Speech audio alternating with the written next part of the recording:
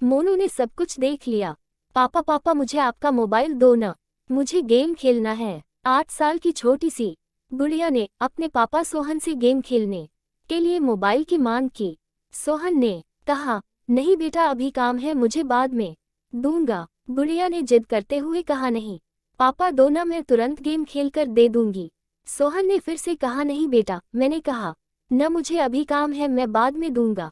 रोती हुई गुड़िया अपने माँ के पास गई और कहा, देखो न माँ, पापा मुझे मोबाइल नहीं दे रहे हैं, वो कुछ काम भी नहीं कर रहे हैं और मुझे दे भी नहीं रहे हैं। गुड़िया की माँ नेहा चिल्लाते हुए बोली, अरे थोड़ी देर के लिए इसे मोबाइल क्यों नहीं दे देते, तब से सिर खा रही है।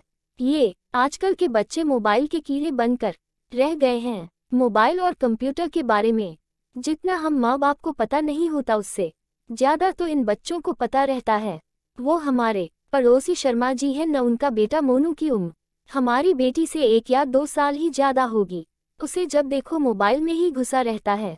कितना एडवांस हो गया है उनका बच्चा। मोबाइल तो अलग बात है, वो लैपटॉप भी चला लेता है। कितना मैच्योर बिहेव करता है वो, लगता है हम किसी बड़े लड़के से बात कर रहे हों। बात विचार में अपने माता पिता की तरह ही स्टाइल मेंटेन करता है वो छोटा सा बच्चा। उसके माँ बाप भी तो कितने फ्रैंक रहते हैं, सबके साथ साथ बैठकर टीवी देखना, मूवी देखना सब करते हैं। कितने सारे गेम लाकर रख दिया है उसके पिता ने उसके लिए। पूरे घर में गेम की सीडी बिखरी पड़ी रहती है। ऊपर से मोनू इतना स्मार्ट है कि वह खुद से ही इंटरनेट से गेम डाउनलोड कर लेता है। उनके बेटी को कभी रोते नहीं देखा। दूसरी तरफ हमारी बेटी को देखो, बात बात पर रोती रहती है, हर समय मोबाइल की रट लगाए रहती है। एक आप हो कि उसे तो मोबाइल देते ही नहीं। सोहन ने कुछ सोचते हुए कहा, वो सब तो ठीक है, उसके गेम खेलने के लिए एक अलग से मोबाइल दे दूंगा, लेकिन इस तरह वो ज्यादा मोबाइल यूज करेगी तो उसके आंख पर बुरा असर हो सकता है। नेहा कुछ नहीं बोली तो सोहन ने कहा, मैं अभी किसी काम से बाहर जा रहा हूँ, लगभग 10 मिनट में आ जाऊंगा, फिर हम लोग सब मिलकर कहीं घूमने चलते हैं। नेहा ने कहा, ठीक है, तब तक मैं उसे तैयार भी कर दूंगी। सोहन भी हाँ में रजामंदी देकर घर से बाहर चला गया, लेकिन 10 बजे का गया। सोहन 11 बजने तक भी वापस नहीं आया। इस बीच नेहा ने उसे फोन लगाने की कोशिश भी की, लेकिन उसका फोन हर समय व्यस्त ही बता रहा था। नेहा को सोहन की चिंता होने लगी कि आखिर क्या बात है जो अभी तक सोहन आया नहीं। लगातार कोशिश के बाद आखिरकार एक बार सोहन का फोन लग ही गया। फोन लगते ही नेहा बोल उठी, क्या हुआ? 10 मिनट का बोल गए, 1 घंटे से ऊपर हो गया, तुम्हारा तो कुछ पता ही नहीं। सोहन ने बताया, आज के घूमने का प्रोग्राम कैंसिल कर दो, आज हम घूमने नहीं जाएंगे, और अगर जाएंगे भी तो शाम को। नेहा ने आश्चर्य और चिंता भरे स्वर में पूछा, लेकिन बात क्या है, कहाँ हो तुम?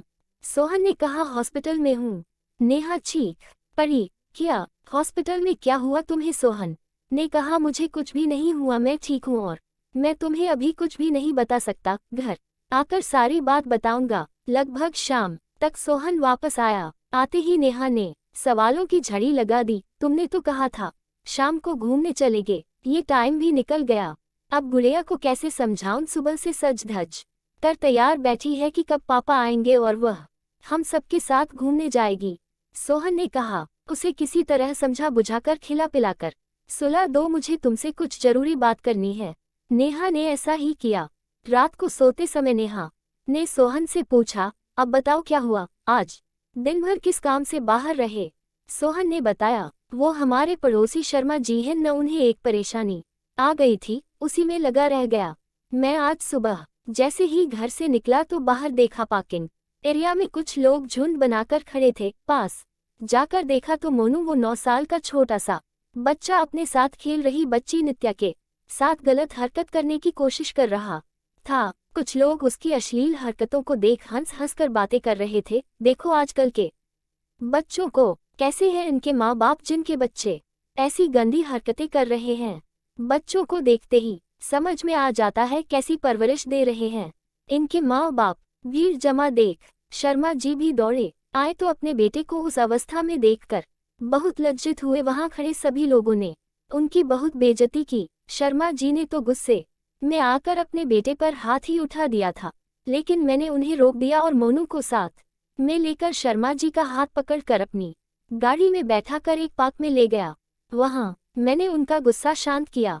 मैंने उनसे पूछा, क्या मोनू किसी बुरी संगत में है जो इसे गंदी बातें सिखा रहा हो? शर्मा जी ने कहा, नहीं ऐसी कोई बात नहीं है। फिर मैंने कहा, हो न हो, इस बच्चे के मन में कैसे भी इस तरह की भावनाएं घर कर गई है, इसे फौरन किसी मनोचिकित्सक के पास लेकर जाना होगा जो इसकी काउंसलिंग कर पता लगा पाएगा कि इसके मन में ऐसी बातें कहाँ से आईं। फिर मैं उन्हें एक मनोचिकित्सक के पास ले गया। काफी देर की काउंसलिंग के बाद उसने बताया, हम सभी बच्चे बिल्डिंग के नीचे पति पत्नी का खेल खेल रहे थे, जैसे मेरे मम्मी पापा खेलते हैं।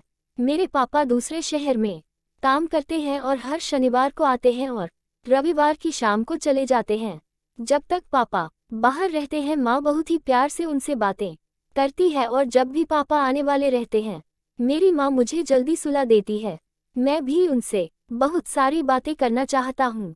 सुबह पापा देर से जगते हैं और मेरे लिए उनके पास समय नहीं रहता। पापा के आने के पहले माँ के कमरे में एक सीडी रखी थी, जिसे देख मैंने सोचा ये मेरे गेम की सीडी है और उसे लैपटॉप में डालकर चेक किया। तभी माँ अचानक मुझे सुलाने आ गई। मैं भी सोचता था कि पापा के आने से पहले माँ मुझे जल्दी क्यों सुला देती है।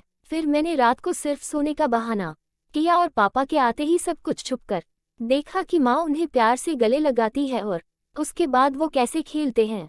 मोनू की यह सब सुनकर मेरे और शर्मा जी के पसीने छूट गए। डॉक्टर ने उसे कुछ दवाइयाँ दी हैं और साथ ही सलाह भी दिया है कि तुरंत ही उसका यह माहौल बदल दे, उसके खेल खिलौने फौरन बदल दिए जाएं। उसे माँ बाप का भरपूर समय मिलना चाहिए। उसके सामने कभी भी उस बात की चर्चा न हो।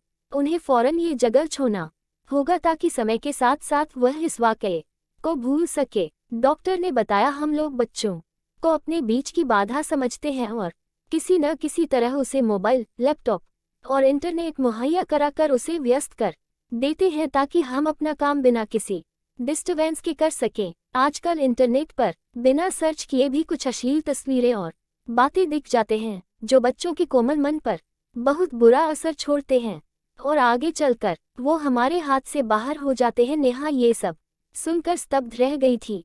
सोहन ने आगे कहा, जब शर्मा जी ने घर आकर मोनू के गेम की सीडी चेक की तो उसमें भद्दी वीडियो वाली सीडी भी मिली। इसके साथ ही उसके मोबाइल में भी कई गलत साइट्स की हिस्ट्री थी और जानती हो उसने तो बहुत ही अश्लील ड्राइंग भी बनाया हुआ था। ये सब सुनकर नेहा कांप उठी। उसने झट से कहा, सुनो जी, हम अपनी बेटी को अलग से मोबाइल नहीं देंगे और कभी देंगे भी तो अपनी निगरानी में प्रयोग करने को कहेंगे। हम अपनी बेटी के साथ ढेर सारा समय बिताएंगे और हर सही गलत बात के लिए उसका उचित मार्गदर्शन भी करेंगे।